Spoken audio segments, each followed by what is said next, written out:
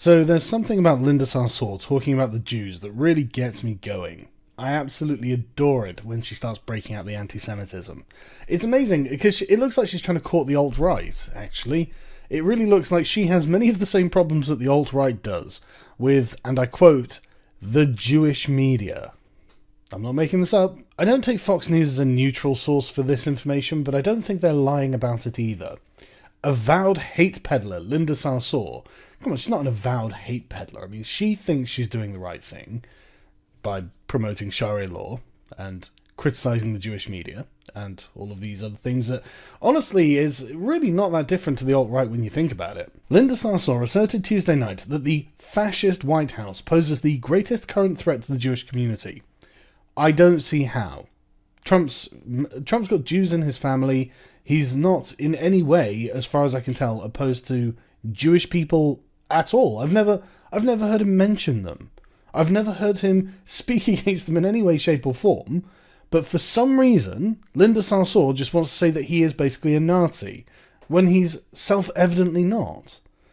Sarsour also dismissed articles in the, quote, Jewish media, accusing her of anti-Semitism during a panel on the subject, hosted by the New School. What the fuck would you invite Linda Sarsour to a panel on anti-Semitism for? Like, unless you were going to use her as a prime example. The event was already raising eyebrows weeks before it took place. Multiple people and organisations called out the university for inviting speakers with links to anti-Semitic radicals. Well, you know what? I don't think Linda Sarsour should be deplatformed on those principles. I think that she should be given a platform, and she should have, I don't know, perhaps Ben Shapiro or someone like that, or maybe Milo, to speak opposite her. And if she doesn't want to speak, if she wants to abscond and say, I'm not sharing a platform with Ben Shapiro or Milo Yiannopoulos, well, that's her choice, isn't it? Having Linda Sarsour and head of Jewish Voice for Peace leading a panel on anti-Semitism is like Oscar Mayer leading a panel on vegetarianism. Jonathan Greenblatt, national director of the Anti-Defamation League, tweeted prior to the event, "These panelists know the issue, but unfortunately from perspective of fomenting it rather than fighting it." It's nice to see people calling out Linda Sarsour. And you know what? I never thought I'd praise someone from CNN, but good job, Jake Tapper. You've just been legitimately on point recently, my man. I'm genuinely impressed. The Jerusalem Post editorial board branded the event a forum of anti-Semites on anti-Semitism. Well, they'd be the experts, wouldn't they? Come on, Jerusalem Post. That makes as much sense as a KKK forum on civil rights. I would love to watch that. I would love to hear the rationale. I would love to have them give me their rationale for why black people don't need civil rights. The New York Post, meanwhile, said the event was Orwellian. So it's not exactly good coverage she's getting from the Jewish media, is it? Speaking on Tuesday night, Sarsour did little to diffuse perceptions about her and other speakers on the panel. Instead, she said she was unapologetically Palestinian-American and a very staunch supporter of boycott, divest, sanctions movement against Israel, a movement that singles out the Jewish state and tries to isolate it economically and culturally. Well, she's an Islamist. Of course she's doing that. I mean, don't get me wrong, I'm not like in agreement with her, obviously, but she's an Islamist. That's the natural thing that she will try and do.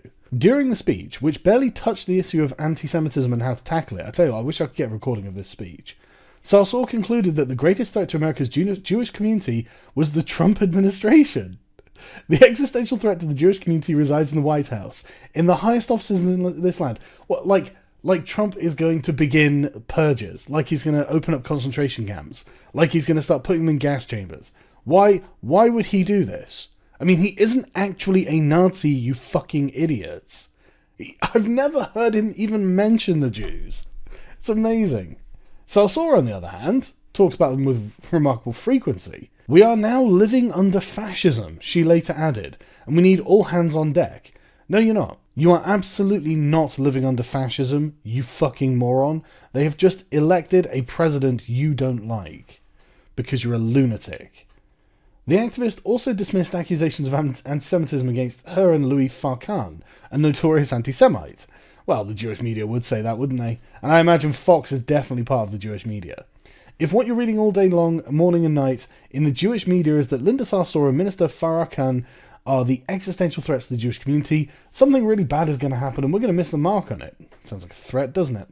Farrakhan, according to the New York Times, once warned Jews that they should not forget that when it's God who puts you in the ovens, it's forever, and praised Hitler as a very great man on national television. Yeah, it's convincing. I think it's probably just the smears of the Jewish media that made him say that Trump is a great man on television. I mean, and when God puts you in the ovens, it's forever. Are these people alt-right, or are they Islamists? I just can't tell anymore.